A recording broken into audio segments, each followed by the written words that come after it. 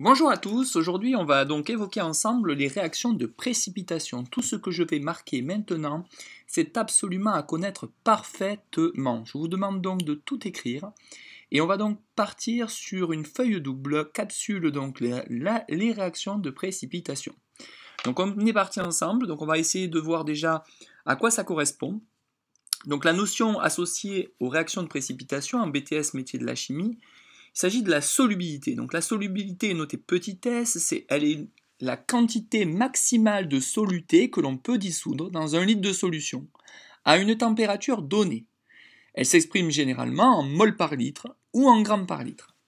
Donc par définition, la solubilité peut s'écrire comme étant la quantité de matière sur le volume de la solution.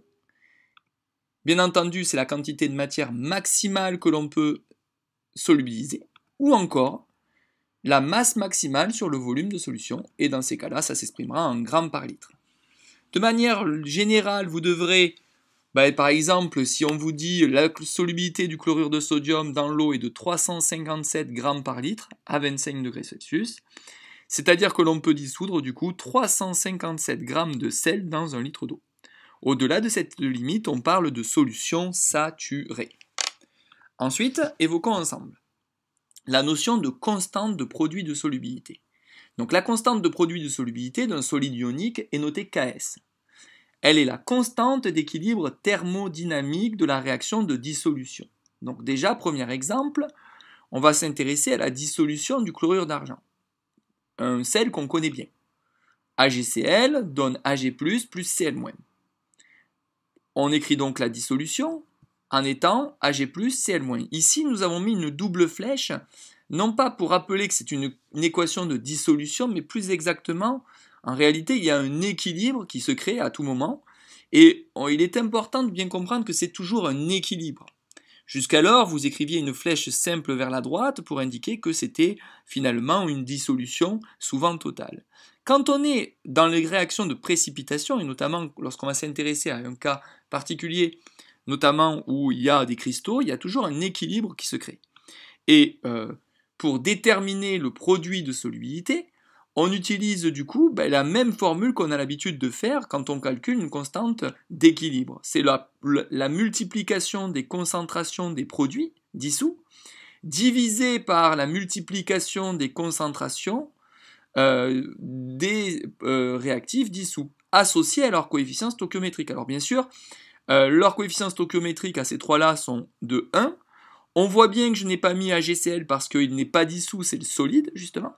Et donc la constante qu'on appelle ici la constante du produit de solubilité, eh bien la concentration d'Ag+, à l'équilibre, fois la concentration des ions Cl- à l'équilibre, divisé par la concentration standard au carré, puisque on veut que, comme toute constante d'équilibre, il n'y ait pas d'unité.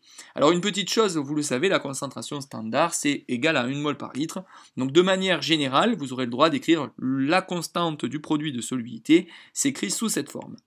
Ensuite, nous avons donc une astuce à retenir, c'est que pour écrire la constante de solubilité, c'est-à-dire du produit de solubilité, nous devrons toujours écrire l'équation de dissolution. Ça, c'est un point essentiel. On va faire la même chose pour la dissolution du chromate d'argent. Donc la chromate d'argent, c'est Cr, donc c'est Ag2CrO4, qui quand il se dissocie en solution, va former des ions argent et des ions chromate. Évidemment, compte tenu des coefficients stoichiométriques, il y a 2 fois plus d'ions argent qui sont formés que d'ions chromate. Quand on va écrire la constante du produit de solubilité, évidemment, on doit tenir compte des coefficients stoichiométriques, à savoir ici le 2.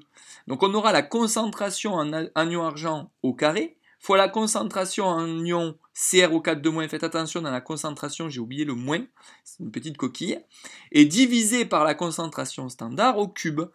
Toujours ne pas faire apparaître, évidemment, un solide, puisque dans la formule de la constante d'équilibre, c'est seulement les espèces dissoutes et non pas les solides. Donc, une fois qu'on a écrit ça, on peut réécrire la constante directement sous la forme, évidemment, simplifiée sans cette fois la concentration standard au cube, puisque c'est égal à 1 mol par litre et 1 mol au cube, ça fait toujours 1. Et ne pas oublier aussi d'écrire CrO4 2-, parce qu'évidemment, dans la concentration, sinon, cette coquille réapparaît. Et donc on vous donne d'autres exemples. Donc le cas d'un solide moléculaire, par exemple le diode. Le diode solide forme un diode sous forme aqueuse et du coup le Ks c'est directement la concentration de I2 à l'équilibre. De la même façon, on vous a proposé le solide ionique, donc le carbonate de calcium.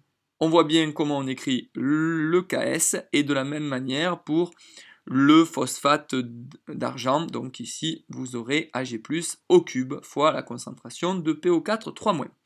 Donc, une fois que vous avez compris que pour le Ks, il faut toujours écrire l'équation dans le sens de sa dissolution. Ensuite, on va retenir une petite convention, c'est qu'on choisit de dire qu'un soluté est très soluble dans un solvant, notamment l'eau, puisque nous on s'intéressera qu'au solvant eau, si sa solubilité est supérieure à 0,1 mol par litre. Donc ça c'est un bon repère pour vous, c'est de comprendre que si une solubilité est supérieure à 0,1 mol par litre, c'est un soluté qui est très soluble. Et du coup, forcément, qui dit très soluble dit cas peu propice pour le voir précipiter, bien sûr. On peut aussi retenir que par convention, évidemment, on choisit de dire qu'un soluté est peu soluble dans un solvant si sa solubilité est très inférieure à 0,1 mol par litre. Alors, c'est ce que j'étais en train d'expliquer, c'est que par conséquent, la formation d'un précipité, c'est-à-dire au cours d'une réaction de titrage qui fait intervenir la formation d'un précipité notamment, ne pourront avoir des formations de précipités que des solutés qui se dissolvent difficilement et par conséquent avoir une solubilité très inférieure à 0,1 mol par litre. Donc déjà, première chose, bien avoir en tête que nous avons ici la solubilité et que ça donne une information si oui ou non, déjà, est-ce que c'est un soluté très soluble ou peu soluble et dans quel cas peut-on avoir finalement formation d'un précipité. Alors évidemment, on est aussi capable de calculer des solubilités. Et pour le calcul des solubilités, on va utiliser des tables dans lesquelles vous allez avoir soit la constante de solubilité, soit tout simplement le produit de solubilité. Et donc là, on va vous faire un petit exemple. Comment savoir s'il va y avoir donc une précipitation? Donc première chose, il y a 3 questions bleues comme ça que vous devrez savoir résoudre par vous-même. C'est pour savoir s'il va y avoir une réaction de précipitation. Donc pas s'il va y avoir une réaction de précipitation, plutôt s'il va y avoir le précipité qui apparaît. Corrigé, pour savoir s'il va y avoir le précipité qui apparaît. Et donc que la solution est saturée.